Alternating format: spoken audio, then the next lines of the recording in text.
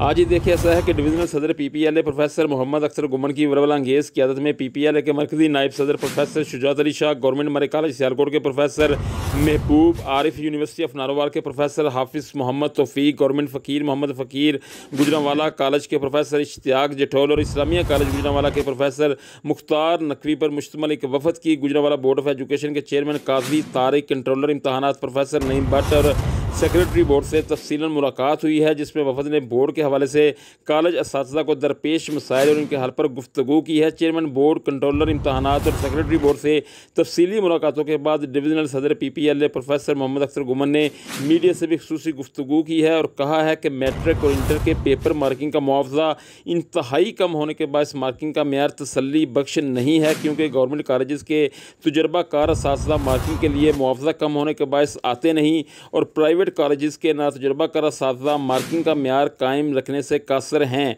Divisional सदर पीपीएलए मोहम्मद अख्तर गुमन का media से गुफ्तगू करते हुए मज़ीद कहना था कि वो चेयरमैन बोर्ड, कंट्रोलर इम्तहानात और सेक्रेटरी बोर्ड के शुक्रगुजार हैं कि उन्होंने हमारे तमाम मसाइल पूरी तवज्जो, दिलजमी और दिलचस्पी के साथ सुने और इन मसाइल को फौरी हल करने की यकीन दहानी भी करवाई है। जबकि चेयरमैन बोर्ड की तरफ से ये भी कहा गया है कि मार्किंग के मुआवजा के अलावा योमिया मुआवजा भी जल्द बढ़ा दिया जाएगा। मार्किंग और योमिया मुआवजा पर आयद इनकम टैक्स 20% कम कर दिया जाएगा और असातिज़ा के मुआवजे बराह रास्त इनके बैंक अकाउंट्स में मुंतकिल कर दिए जाएंगे ताकि इनका कीमती वक्त बच सके।